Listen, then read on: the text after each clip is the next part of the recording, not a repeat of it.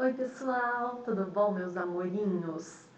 Assim, a saudade tá bem doída de vocês, viu?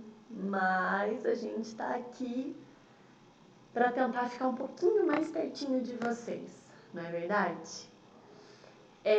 Para nossa iniciar a nossa aula hoje, só quero comentar uma coisinha com vocês, assim, que eu sei que para vocês deve estar sendo bem difícil do mesmo jeito que para mim, né?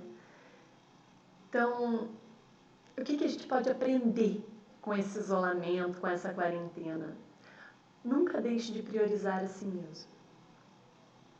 Tá? A gente tem que viver os momentos e encontrar a felicidade nas pequenas coisas. Fazer pausas. É necessário que essas pausas sejam feitas principalmente nesse último ano de vocês, que a cabeça está explodindo. Calma. Nós estamos juntos, tá? A gente está aqui para isso, para ajudar vocês. Vocês nos ajudam e a gente ajuda vocês. E como que vocês nos ajudam? Procurando. Como eu tenho recebido muitas mensagens, tá?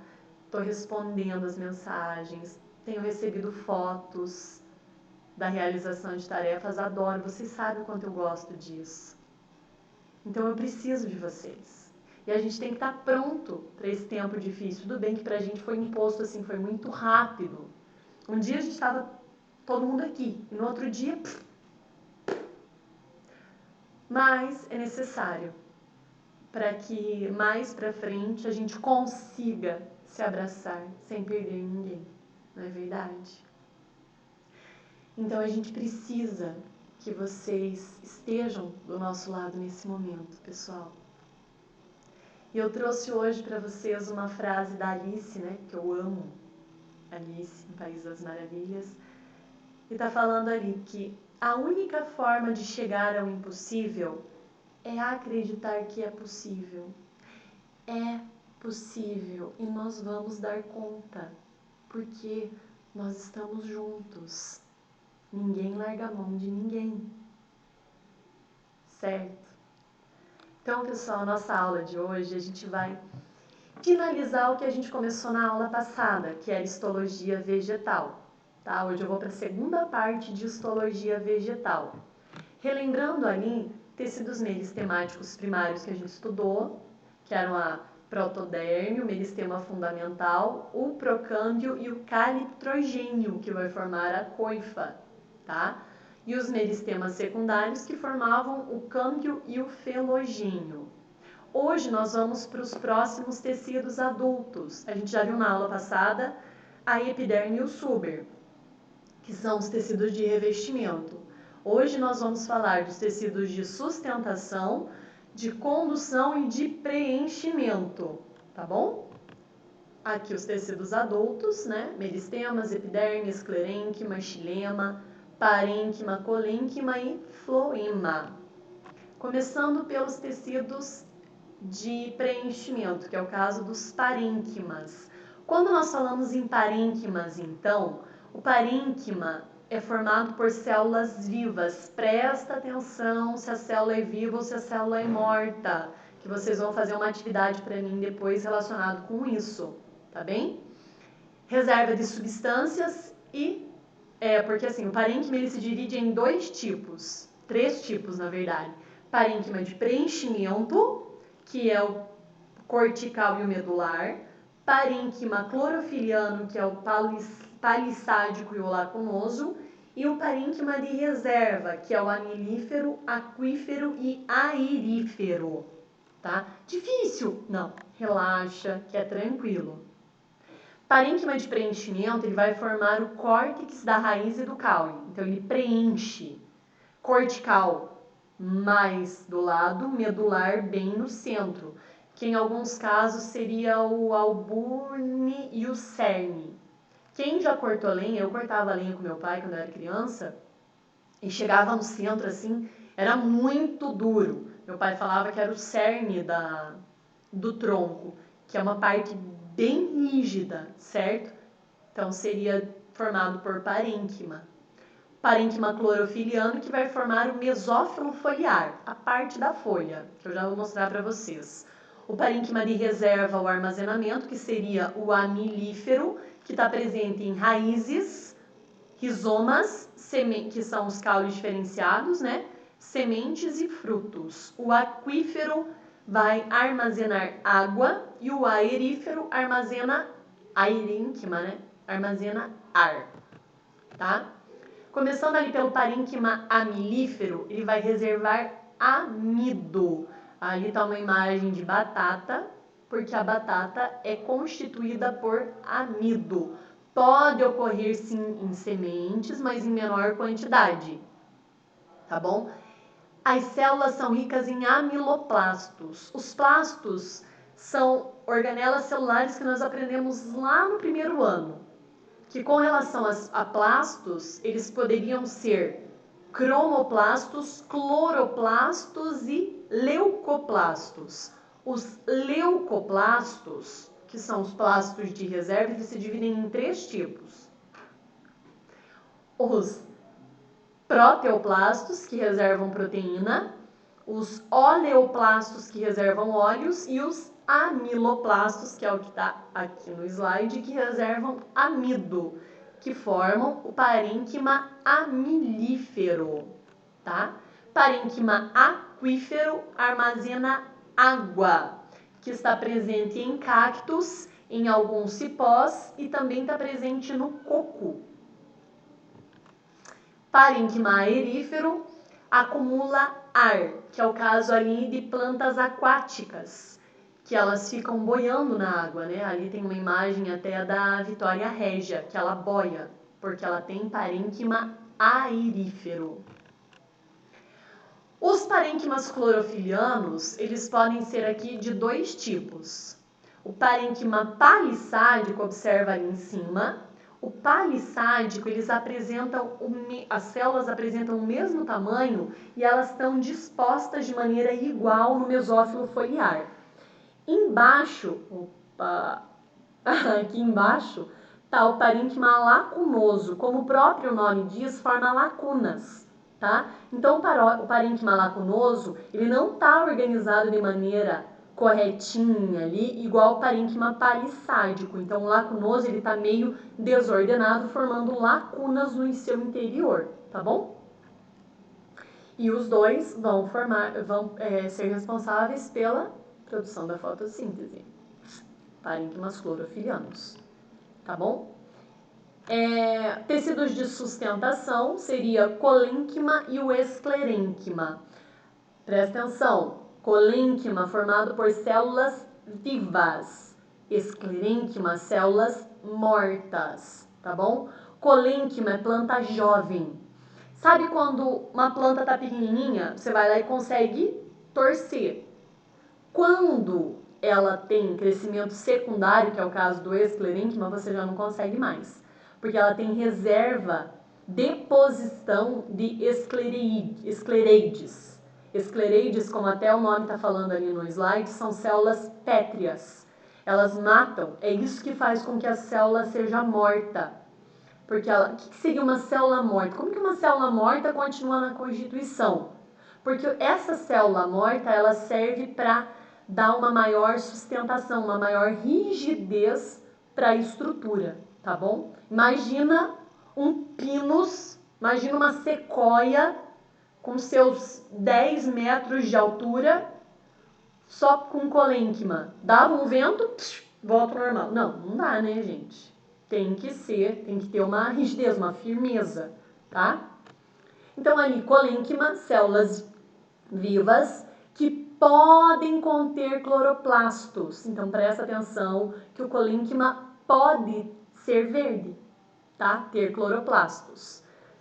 E vai ser usualmente periférico e nos pericílios e nas nervuras das folhas. Se você pega uma folha e você olha, as nervuras da folha, elas são esverdeadas, porque elas têm colênquima, você consegue dobrar uma folha facilmente, né? Agora, o esclerênquima, ele vai dar um suporte mais rígido, tá bom? Então, esclerídeos com células pétreas, poliédricas. Então, observem esse desenho do meio, aqui aqui, onde eu aprendo. Então, aqui do lado, nós temos as células pétreas, tá? Essas células pétreas, elas vão dar essa firmeza maior e essa deposição de lignina, que faz com que a célula morra, tá bom? Ali nós temos as fibras esclerenquimáticas, então a deposição delas é toda ali na vertical, tá bom?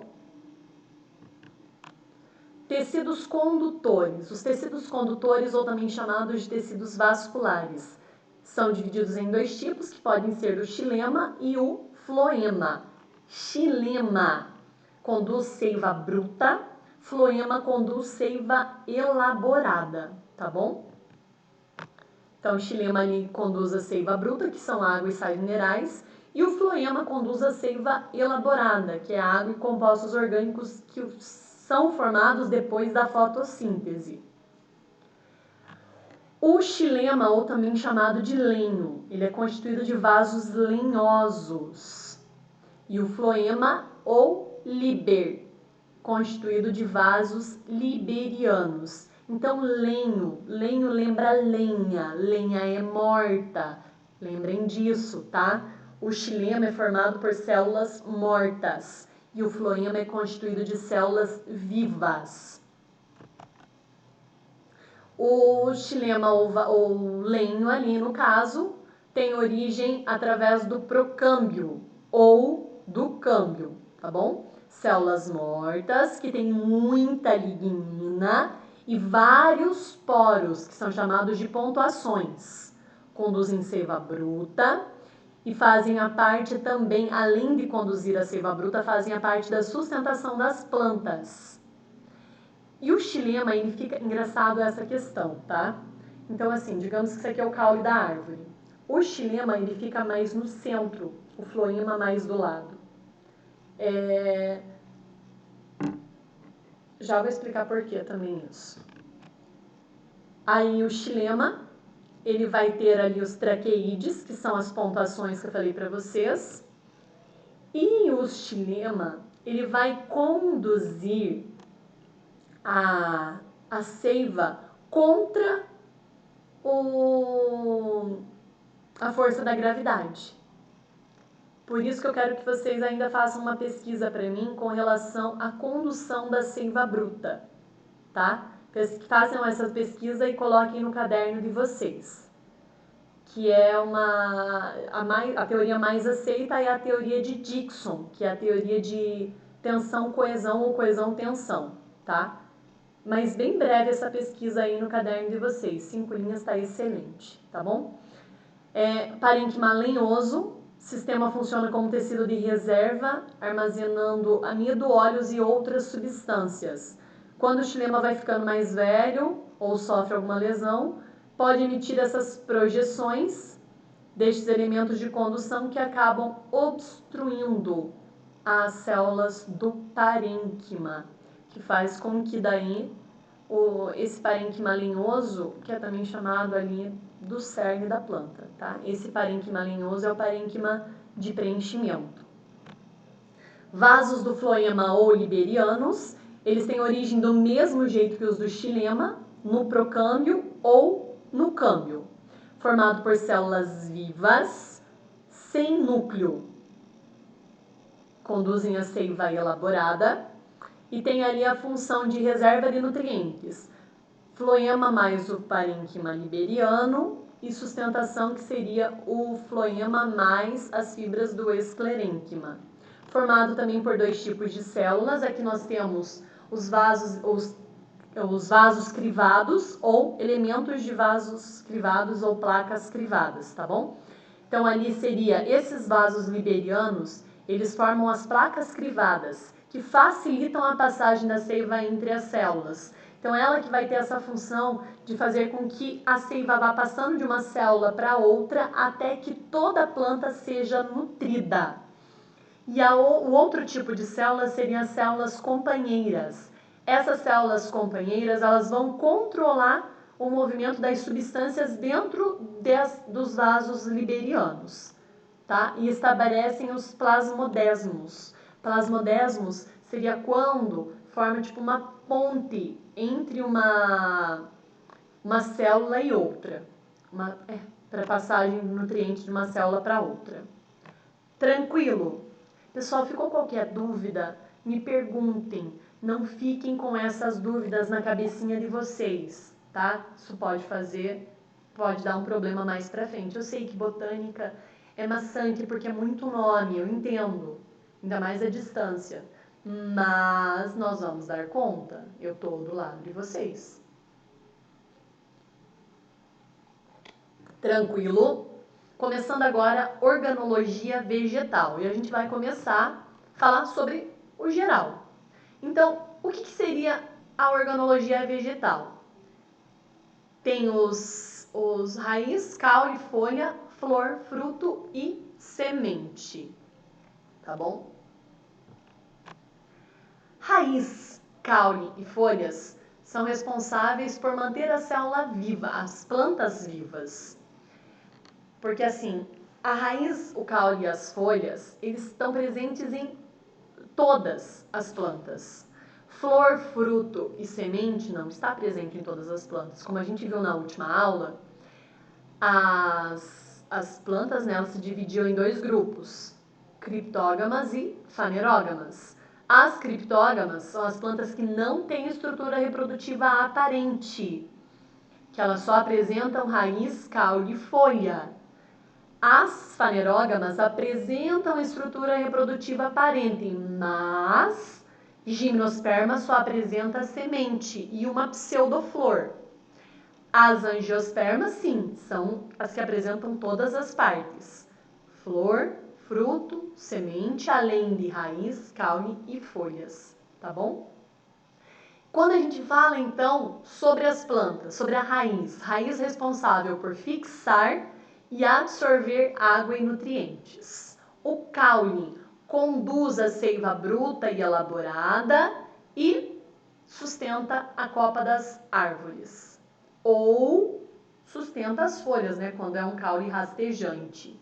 As folhas participam da fotossíntese e também da transpiração. E existem algumas folhas que também auxiliam na proteção, que são as brácteas. A gente vai falar sobre isso mais pra frente. E as flores são responsáveis pela reprodução do vegetal. Tranquilo? A gente vai falar de cada uma delas, tá? Começando pela raiz. Então, quando a gente fala em raiz, a raiz ela vai ser lá, funções da raiz. Fixar o vegetal a um substrato, absorver a seiva bruta, começar a condução das seivas, a reprodução vegetativa. O que seria essa reprodução vegetativa? Crescimento da raiz, que ela vai se alongando, ela vai indo para lugares aleatórios, tá? Armazenamento de substâncias de reserva. Tranquilo. Ali nós temos uma raiz tuberosa que é a batata doce. Perfeito. Opa. Partes da raiz. Então nós temos ali a zona de ramificação, a zona pilífera, zona de crescimento e a zona terminal, que é o que está ali. O colo, observem...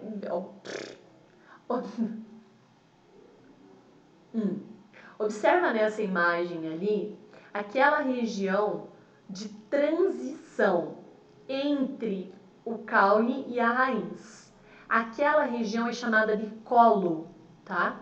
Aí nós temos a zona suberosa, que são as raízes secundárias, que às vezes as raízes secundárias até saem para fora do solo, quebrando calçadas, quebrando muros e por aí vai.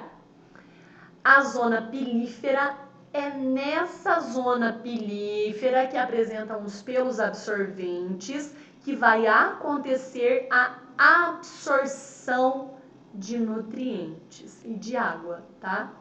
A maior parte, outras partes, mas assim, é quase que totalmente nessa região pilífera que vai acontecer o armazenamento de substâncias e de água. A zona lisa ou de crescimento, porque a raiz não cresce em cima, ela só cresce lá no final. e a coifa. Coifa protege, né? Opa, aqui. Protege, é como se a minha unha aqui fosse o meristema apical da raiz. Então, a coifa, ela é um capuz que protege o meristema apical da raiz, tá bom? As raízes, elas podem ser de 3 tipos: raízes aquáticas, raízes aéreas e raízes subterrâneas. Tudo isso sim, professora, bastante coisa. Agora vem os nomes, que eu adoro. Quando a gente começa em raízes subterrâneas, nós vamos começar com a raiz axial, ou também chamada de raiz pivotante. Ela vai ter um eixo principal de onde partem raízes secundárias. São todas as dicotiledôneas e as gimnospermas, tá? Ali nós temos a cenoura, que a cenoura é a raiz principal e de onde saem os raminhos que saem da cenoura, tá?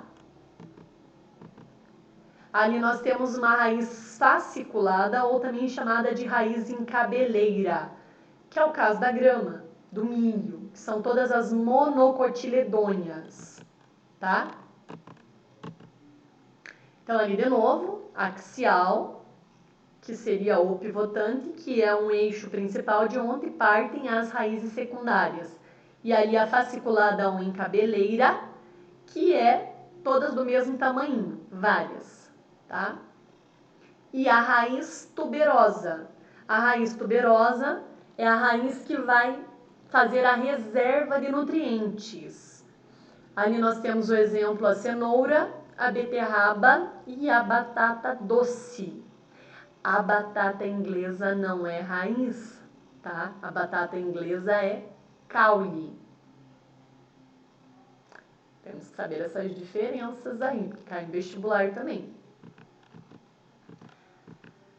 Aí nós vamos falar das raízes aéreas. Começando com a raiz aérea, nós vamos falar da raiz tabular.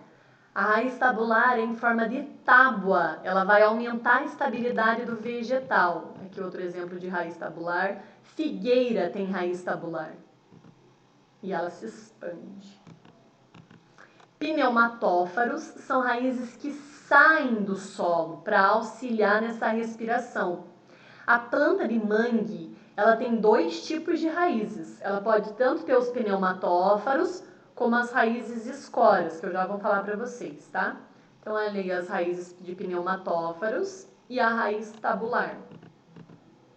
Ali, a raiz escora. A raiz escora, então, é como assim. Como aqui eu tenho um caule, daqui do caule vai partindo raízes, que às vezes algumas pessoas confundem com galho, mas não é. É uma raiz para aumentar a sustentação. Porque vocês já foram até um mangue alguma vez? É lama. Já ouviram falar naquela expressão, tô igual pau de banhado? Que não para, fica movimentando o tempo todo. Então lá no mangue não é diferente. Se tivesse só um eixo principal de caule, aí ela precisa ter essas raízes escora para que ela aumente essa sua fixação no local, senão ela ia tombar, tá bom? Aqui a raiz escora. Nós temos aqui as raízes parasitas, que também são chamadas de raízes austórios. Elas penetram dentro do tronco da árvore e podem ir tanto para os vasos do xilema quanto para os vasos do floema. Quando essa planta ela penetra nos vasos do xilema, ela vai ser chamada de hemiparasita, que é o caso da erva de passarinho. Por que hemiparasita? Porque ela vai penetrar no vaso do xilema, absorvendo a seiva bruta. Então, a erva de passarinho ainda vai fazer a fotossíntese. Agora, o cipó-chumbo, ele é um holoparasita. O holoparasita, ele vai ter as suas raízes penetrando direto nos vasos do floema. Aí não tem o que fazer. Aí ele já absorve a seiva elaborada, não faz nada, certo? Aqui nós temos as raízes grampiformes, é como se elas grampeassem. Elas vão formando tipo um prendedor, elas se prendem, que é o caso das plantas trepadeiras, tá? Que vive tanto em muros, onde for lá. Aqui nós temos as raízes estrangulantes. Antes da planta crescer, da árvore crescer, né? A raiz está aqui, enrolada.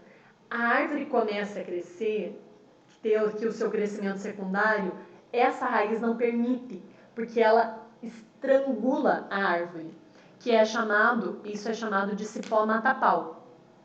E o cipó mata-pau, ele acaba matando a árvore mesmo. E para ele vai ter prejuízo? Não, porque ele só utiliza ali como sustentação, tá bom? Ali nós temos as raízes aquáticas. A raiz aquática, ela vai ter uma grande quantidade de parênquima aerífero para boiar na água. Tranquilo, pessoal? Aqui nós temos a estrutura das raízes. Então, ela vai ter... Por que eu falei para vocês? Eu vou explicar quando falar de caule, tá? Na próxima aula eu vou falar de caule e eu vou falar da importância do floema estar para fora e do xilema para dentro. Pode deixar, tá? Na próxima aula eu explico sobre isso. Mas ali nós vamos ter a estrutura primária da raiz, que ela vai ter uma epiderme, ainda não tem o suber, tá? Os pelos radiculares, que esses pelos radiculares eles vão auxiliar também na absorção, e o parênquima cortical e o parênquima medular, tá? Aqui os pelos radiculares, então xilema dentro, floema para fora. As estrias de Caspary, que vocês estão observando ali naquele desenho, ela auxilia a passagem de água de uma célula para outra, para ser levada até os vasos do xilema, tá? Tranquilo, pessoal? Nossa aulinha de hoje. Para finalizar o que eu disse lá no nosso comecinho, concentre-se nas soluções e não nos problemas. Enxergue o lado positivo dentro de todas as adversidades que estão acontecendo neste momento. Não só neste momento, mas em todos. Não é verdade? E, mais uma vez, gratidão pela nossa aula. Beijo grande a todos e estou sempre por aqui, tá? Precisando, dá um toque.